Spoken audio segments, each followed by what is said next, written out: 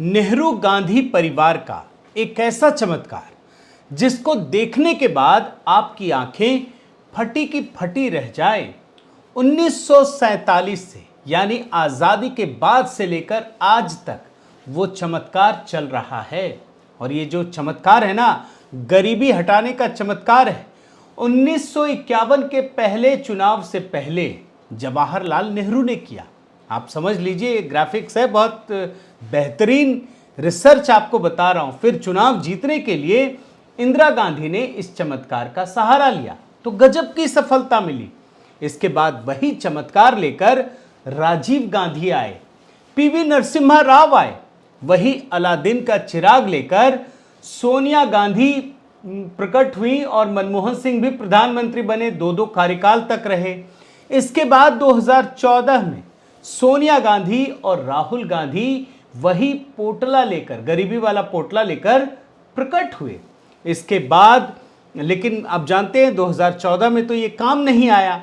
इसके बाद 2019 में गरीबी दूर करने के लिए जादू की छड़ी घुमाई गई, लेकिन तब भी मोदी जी ने इसे ध्वस्त कर दिया। लेकिन अब गांधी परिवार को पूरा विश्वास है कि 2024 में वही चमत्कार मोदी जी के सियासी अस्तित्व को उखाड़ फेंकेगा। लेकिन 2014 में ये जो पूरा का पूरा गरीबी दूर करने का जो एक नैरेटिव है, एक पोटला है, उसमें एक बड़ा बदलाव आया। इसमें अंबानी और अडानी का घोल तैयार किया गया, एक ऐसा घोल जिसमें मोदी जी की इमेज को खराब किया जा सके। खराब करने का फॉर्मूला था और ये सब कुछ हो रहा था मोदी को सत्ता से बेदखल करने के लिए, इस देश को विदेशी शक्तियों के आगे गिरवी रखने के लिए। और देख लीजिए दोस्तों, बड़ी ही मेहनत से एक एक वीडियो आज़ादी के बाद से लेकर अब तक का, गांधी नेहरू परिवार के हर सदस्य का, मनमोहन सिंह का, पीवी नरसिम्हा राव का, हर व्यक्ति का बाइट निकाल करके आपके सामने प्रस्तुत कर रहा हूं और पूरा का पूरा नैरेटिव आज के इस वीडियो में आपको दिखाऊंगा। साथियों नमस्कार, मैं हरिश्चंद्र बर्णवाल। आपके मन में यह सवाल उठता होगा कि आखिर इस देश से गरीबी क्यों दूर नहीं हो पाई। कई दशकों तक तो एक ही पार्टी की सरकार थी, तो आज इसका नमूना मैं आपको दिखाता हूं। देश का पहला जनरल इलेक्शन 1951 में अक्टूबर महीने से 1952 के फरवरी महीने तक हुआ।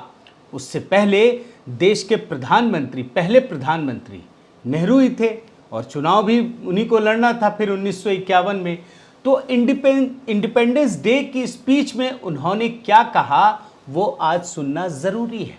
उन्होंने कहा कि सरकार की असली लड़ाई गरीबी दूर करने की है, और जाहिर तौर पर यही कहना भी चाहिए।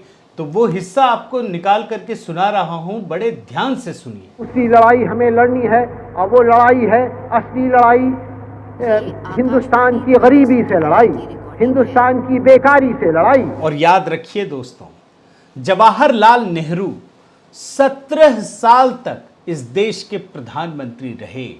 आज तक कोई भी व्यक्ति इतने वर्षों तक देश का प्रधानमंत्री नहीं रहा। तो क्या माना जाए कि देश से गरीबी दूर हो गई होगी, क्योंकि उनकी तो पहली प्राथमिकता ही यही थी, उसी के खिलाफ लड़ाई लड़ रहे थे।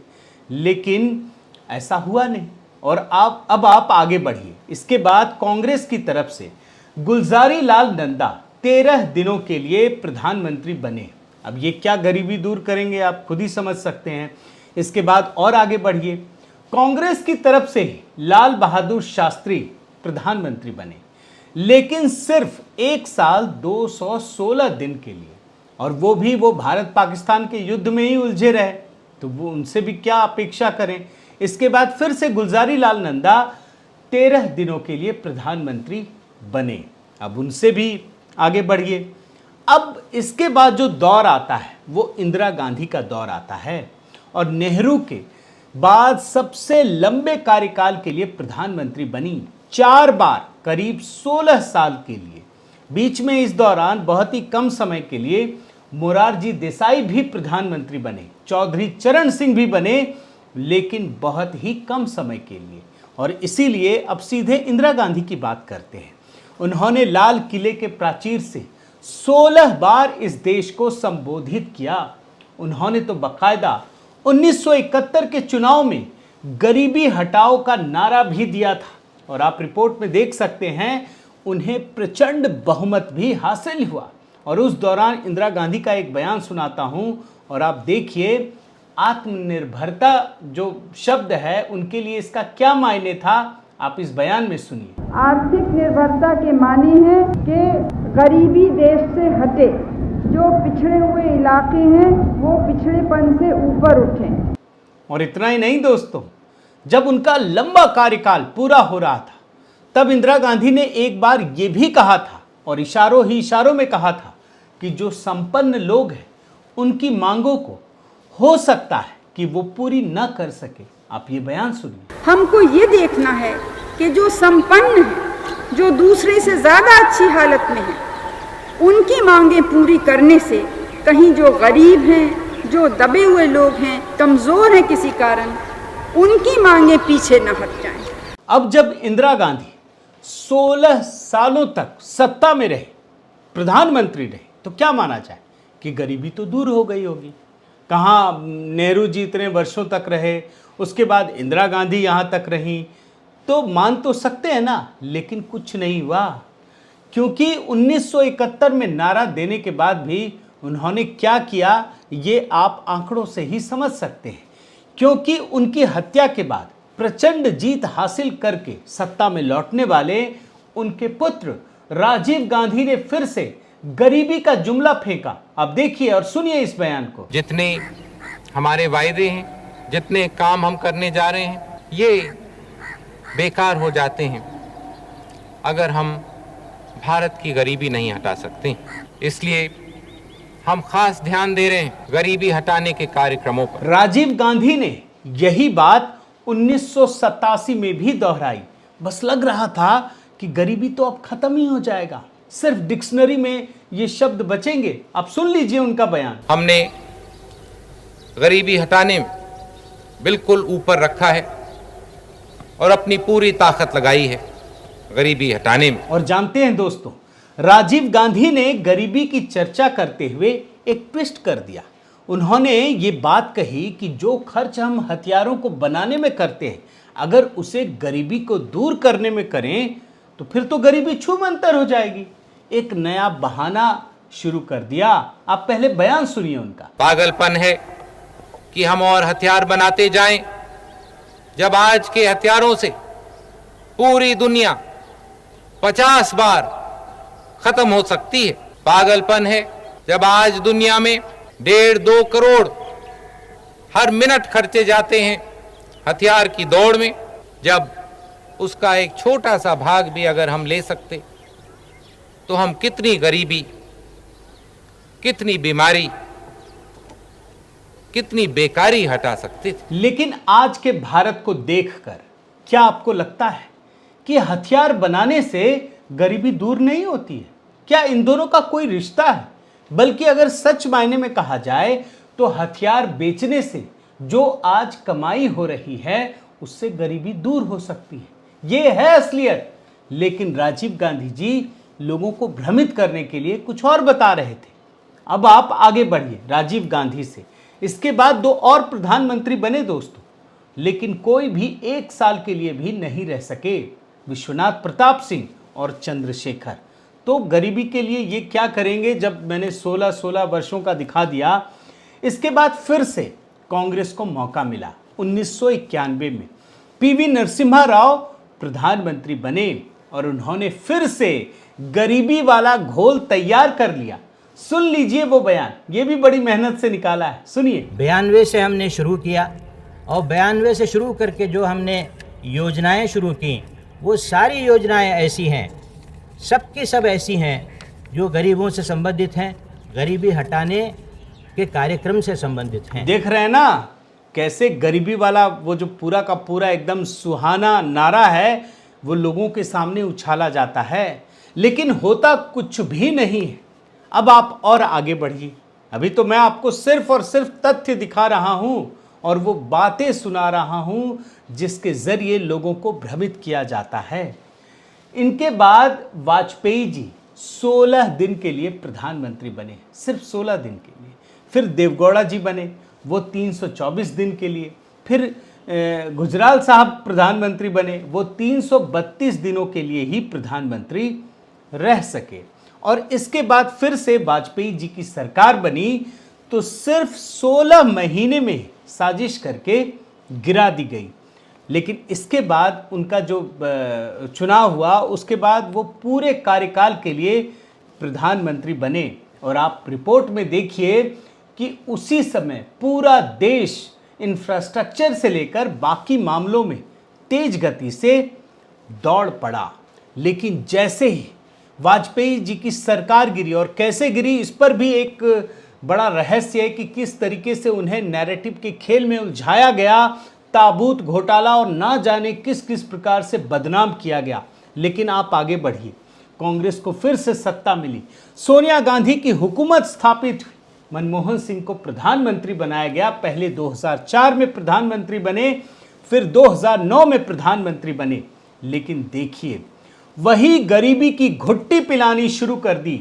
मनमोहन सिंह ने कहा कि आने वाले 5-10 साल में पूरे भारत से गरीबी भूखमरी मिटा देंगे। सुन लीजिए बयान। मुझे विश्वास है कि यदि हम इस गति को बनाए रखेंगे तो आने वाले 5-10 सालों में पूरे भारत से गरीबी, भूखमरी, जहालत और बीमारियों को मिटा सकेंगे। लेकिन क्या गरीबी मिट गई? 10 वर्षों में कुछ नहीं हुआ सिवाय घोटाले और भ्रष्टाचार के। और इसीलिए जैसे ही 2014 के चुनाव का समय आया, फिर से ये गरीबी वाला जुमला लेकर आए। सुनिए, राहुल गांधी का बयान आपको सुनाता हूं एक बार। आपका जो नारा है आधी रोटी खाएंगे वाला, उसको मैं बदलना चाहता हूं। पूरी रोटी खाएंगे, 100 दिन काम करेंगे, दवाई लेंगे और कांग्रेस पार्टी को लाएंगे। और जानते हैं दोस्तों, मनमोहन सिंह तो सिर्फ भारत से ही गरीबी हटाने की बात कहते थे कि 5-10 साल में हटा देंगे। सोनिया जी तो रैली में धरती से ही गरीबी हटाने की बात करने लगी। आप ये बयान सुनिए। हम तब तक चैन से नहीं बैठेंगे जब तक गरीबी का ये अभिशाप हमारी धरती से पूरी तरह समाप्त नहीं हो जाता। अब जब मैं आपको गरीबों को लेकर, गरीबी को लेकर इतना बयान सुना रहा हूं नेहरू गांधी परिवार का, तो राहुल गांधी का सुनाता हूं। वो तो अलग ही लेवल पर खेलने लगे। उन्होंने पहले कहा कि 10 साल उनकी सरकार ने गरीबों के लिए काम किया। आप सुनिए। कांग्रेस पार्टी दिल्ली में गरीबों की सरकार चलाती। जो भी हमने पिछले 10 सालों में काम किया है वो गरीबों के लिए, आदिवासियों के लिए किया है। लेकिन क्या गरीबी खत्म हो गई? भाई 10 साल क्यों, आप तो 1947 से कर रहे हैं। गरीबी तो नहीं खत्म हुई। लेकिन आगे फिर वो कहते हैं इतना सब कुछ होने के बाद कि जो बाकी लोग बचे हुए हैं उन्हें भी गरीबी रेखा से ऊपर उठा देंगे। सुन लीजिए। ज्यादा से ज्यादा गरीब लोगों को हम गरीबी रेखा से निकालना चाहते हैं। और आप मजेदार बात देखिए, 2019 के चुनाव में फिर से जब ये चुनाव का समय आया तो राहुल गांधी ने गरीबी वाला ही जुमला निकाला। सुन लीजिए। तो हमारा काम, कांग्रेस पार्टी का काम हिंदुस्तान की रक्षा करने का है, हिंदुस्तान के गरीब लोगों की रक्षा करने का, कमजोर लोगों की रक्षा करने का। इसके बाद जानते हैं राहुल गांधी ने गरीबी की जादुई छड़ी में लालच के कई सारे रंग भर दिए। उन्हें लग रहा था कि अब तो कोई हरा ही नहीं सकता। 72,000 याद है ना आपको? आप सुनिए। लेकिन जनता ने उसे भी नकार दिया था। आप सुन लीजिए उसको। गरीबी पर वार 72,000। और यह कांग्रेस पार्टी की पहली गारंटी है कि हिंदुस्तान के 20% सबसे गरीब परिवारों को हर महीने उनके बैंक अकाउंट में कांग्रेस पार्टी की सरकार डायरेक्ट पैसा डाले। लेकिन आप जानकर ये हैरान हो जाएंगे दोस्तों कि अब जब 2024 का चुनाव सामने आ चुका है तो उन्होंने भारत जोड़ो यात्रा की एक नौटंकी की। नौटंकी क्यों कह रहा हूं ये मैं आपको दिखा चुका हूं। और भारत जोड़ो यात्रा जब पूरी तरह से फ्लॉप सिद्ध हो चुकी है, उनके मकसद का पर्दाफाश हो गया है, तो फिर उन्होंने श्रीनगर में गरीबी की एक कहानी सुनाई। आप सुनिए। मैं चल रहा था और उसी समय वहां पे थोड़ी सर्दी बढ़ रही थी। सुबह का समय था और 4 बच्चे आए। और जानते हैं राहुल गांधी जब ये कह रहे थे ना, तो अचानक से इमोशनल केमिकल मिलाने के लिए कहते हैं कि पता नहीं मुझे सुनाना चाहिए कि नहीं सुनाना चाहिए। सुनिए ना, पता नहीं कहना चाहिए या नहीं। और इसके बाद वो शुरुआत भी कर देते हैं, ये भी सुनिए। छोटे से बच्चे थे, भिखारी थे, भीख मांगते थे और मेरे पास आए, कपड़े नहीं थे। कभी कभी प्रधानमंत्री कहते हैं ना कि गरीबी सीखने के लिए मुझे लोगों के पास नहीं जाना पड़ता, हमने गरीबी में रहकर जीवन जिया है। तो यही दिखाई देता है, क्योंकि राहुल गांधी जब पूरी भूमिका बना लेते हैं तो अजीबोगरीब बात भी बताते हैं कि भूख लगने की वजह से ठंड लग रही थी इन बच्चों को। सुन लीजिए, उनको ठंड लग रही थी, वो कांप रहे थे, शायद उनको खाना नहीं मिला था। और इसके बाद जब वो बताते बताते आगे बढ़ते हैं तो जानते हैं क्या कहते हैं कि वो बच्चे जैकेट नहीं पहने थे, इसीलिए उन्होंने जैकेट पहनना छोड़ दिया, भारत जोड़ो यात्रा में स्वेटर पहनना छोड़ दिया। आप ये भी सुन लीजिए। अगर ये स्वेटर नहीं पहनते हैं, अगर ये जैकेट नहीं पहन रहे हैं, तो मुझे भी नहीं पहनना चाहिए। लेकिन हकीकत क्या है दोस्तों? हकीकत तो यही है कि भारत जोड़ो यात्रा के दौरान ही उन्होंने जैकेट पहनी। वो झूठ बोल रहे थे, और कैसे झूठ बोल रहे थे वो तो एक रेप वाली कहानी से भी पता चल गया। जब दिल्ली पुलिस ने नोटिस भेजा तो लोग पूछने लगे क्यों पूछ रहे हो भैया। तो ये है स्थिति। लेकिन यहां आपको एक दिलचस्प जानकारी देना जरूरी है दोस्तों, और इसीलिए टाइमलाइन को थोड़ा पीछे लेकर चलना पड़ेगा। 2014, 2019 और 2023 को लेकर इनके नैरेटिव को समझिए। जब राहुल गांधी को यह समझ में आ गया कि ये जो गरीबी हटाने वाला जुमला है जो इनके परनाना से चला आ रहा है, इंदिरा गांधी ने वही नारा दिया, बाकी लोगों ने भी वही नारा दिया, अब वो चलने वाला नहीं है। जनता समझदार हो चुकी है। तो इन्होंने जनता को नए तरीके से भरमाना शुरू कर दिया। और 2014 से, बड़े ध्यान से सुनिए और समझिएगा जो मैं आपको बता रहा हूं, कैसे नैरेटिव बदलने का खेल खेला गया। उन्होंने 2014 से उद्योगपतियों को टारगेट करना शुरू कर दिया। 2014 में जब आप उनके बयानों को सुनेंगे तो उस समय उन्होंने किसी का नाम नहीं लिया था, लेकिन खुलकर कह रहे थे। आप ये सुनिए। हमारे विपक्ष के लोग अमीर लोग का काम करते हैं, उद्योगपतियों का काम करते हैं, बड़े लोगों का काम करते हैं। हम आपकी लड़ाई लड़ना चाहते हैं, आदिवासियों की लड़ाई लड़ना चाहते हैं, गरीबों की लड़ाई लड़ना चाहते हैं। देख रहे हैं ना, इंदिरा गांधी का एक बयान आपको सुनाया था। वो कहती थी कि जो अमीर लोग हैं, संपन्न लोग हैं, हो सकता है आपकी मांग हम पूरी ना कर सकें। 2014 में राहुल गांधी ने उद्योगपतियों को लेकर भड़काना शुरू किया कि वो उद्योगपति वाले लोग हैं और हम आम आदमी के लोग हैं। अरे भैया, इतने वर्षों तक आप सत्ता में रहे, आम लोगों के लिए क्या किया, गरीबी दूर करने के लिए क्या किया? लेकिन 2019 में आइए, 2019 में इन्होंने सीधे एक व्यक्ति का नाम लेकर टारगेट करना शुरू कर दिया। आपको याद दिलाना जरूरी है, अनिल अंबानी का नाम लेकर टारगेट करना शुरू कर दिया था।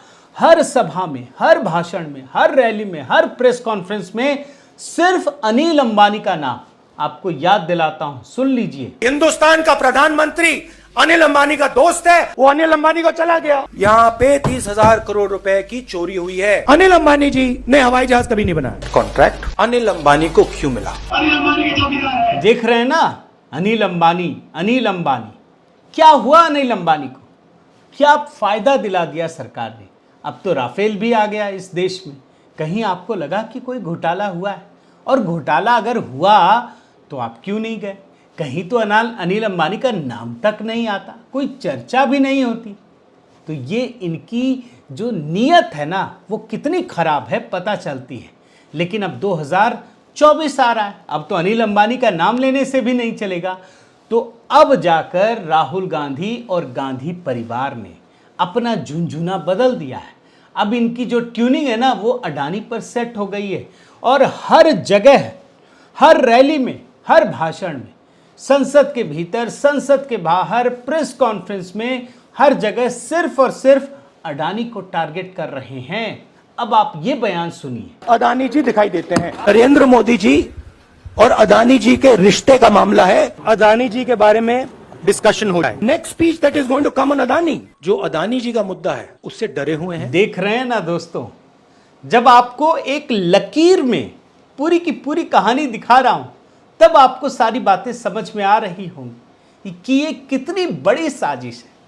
अपने देश के ही उद्योगपति को, जो पैसे कमाकर बाहर नहीं ले जाएगा, जो दूसरे देश के लोगों को रोजगार नहीं देता है, उसी को बदनाम करो, सिर्फ इसलिए कि आपको इस देश को बदनाम करना है, इस देश के प्रधानमंत्री को बदनाम करना है, इस देश के लोकतंत्र को बदनाम करना है। तो ये है असली खेल, असली नैरेटिव।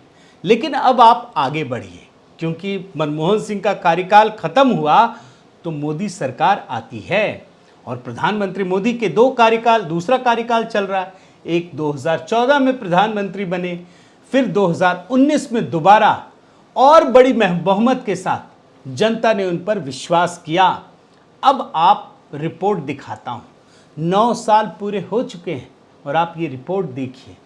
भारत ही नहीं, पूरी दुनिया में, भारत में सबसे तेजी से गरीबी हटी है।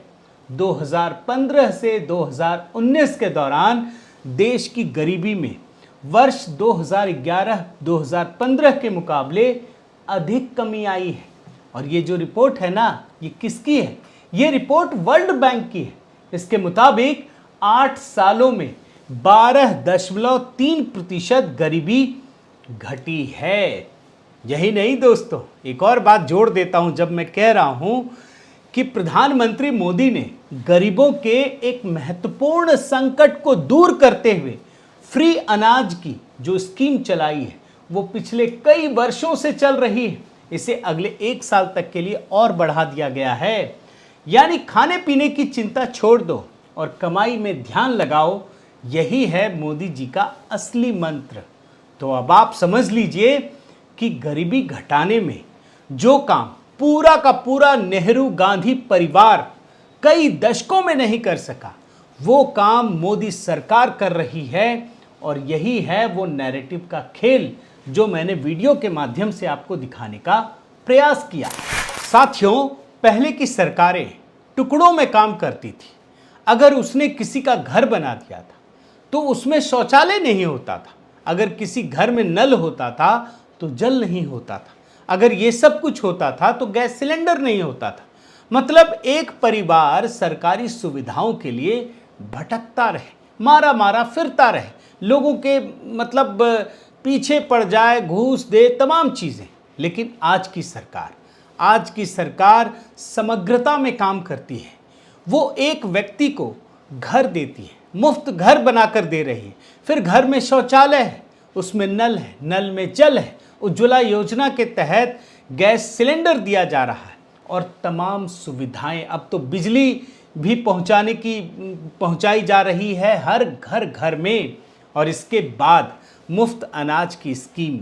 मतलब एक ही है कि जब आपको सारी सुविधाएं दे दी जाए तो फिर आप कमाई करो, मेहनत करो, परिश्रम करो और फिर देश सेवा में, देश के निर्माण में पूरी ताकत के साथ जुट जाओ। और इसीलिए अधिकतर लोग गरीबी रेखा से ऊपर उठ रहे हैं। लेकिन चूंकि कांग्रेस और गांधी परिवार का तो मकसद ये था नहीं, वो तो सिर्फ गरीबी हटाने के फॉर्मूले को देकर लालच देना चाहती थी। और इसी वजह से इस देश से कभी भी गरीबी खत्म नहीं हो पाई। इसीलिए याद रखिए दोस्तों, जब 2024 का चुनाव एकदम सामने हो और ये लोग कभी भी गरीबी हटाने की बात करें तो इन आंकड़ों के साथ उनसे ज़रूर बातचीत कीजिएगा, संवाद कीजिएगा। और मेरी इच्छा है दोस्तों, जब मैंने इतना महत्वपूर्ण वीडियो आप लोगों के लिए इतने परिश्रम के साथ निकाला है, तो आप भी इस वीडियो को अधिक से अधिक लोगों तक पहुंचाइए और ये बताइए कि जिस गरीबी हटाने की बात नेहरू करते थे, वही इंदिरा गांधी करती थी, वही राजीव गांधी करते थे, वही सोनिया गांधी करती थी और वही आज राहुल गांधी भी करते हैं। बहुत बहुत धन्यवाद। आपसे निवेदन है साथियों कि आप मेरे इस चैनल को ज़रूर सब्सक्राइब कीजिए, लाइक कीजिए, शेयर कीजिए, कमेंट कीजिए और इस बेल आइकन को प्रेस करना मत भूलिएगा। नमस्कार।